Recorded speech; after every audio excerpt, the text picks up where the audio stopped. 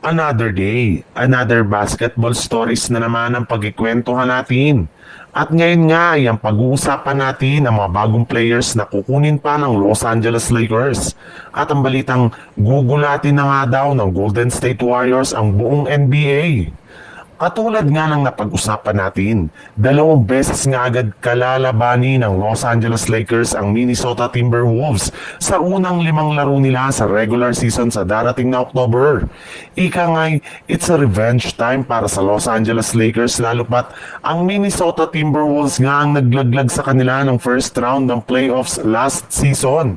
At mukhang handa rin naman nga nakalabanin ng Lakers ang Wolves lalo pat nakahanda na rin naman nga ang kanilang triple tower ngayon na kinabibilangan ni na DeAndre Ayton, Jackson Hayes at si Maxi Kleber na siyang ipangtatapat nila sa frontcourt ng Minnesota na binubuo ni na Rudy Gobert, Julius Randle at ni Naz Reid. Pero kung akala nyo nga na hanggang dyan na lamang ang lakas ng Lakers, dyan nga po kayo nagkakamali dahil balak nga nila ng bagong player sa free agency market na kabilang nga sa mga target nila dito ay sina Al Horford at DeAndre Milton na hanggang ngayon ay hindi pa rin naman nga pumipirma sa Golden State Warriors.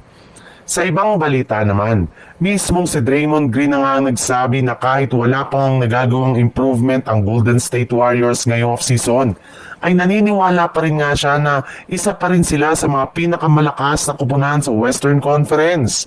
Hanggat andyan nga ang kanilang lineup ni na Stephen Curry at Jimmy Butler, ay sigurado nga na kakatakutan at paghahandaan pa rin sila ng kanilang mga kalaban. Simula nga ng nagdaang trade deadline ay naging sobrang ganda na nga ng kanilang record sa tuwing healthy ang kanilang mga players.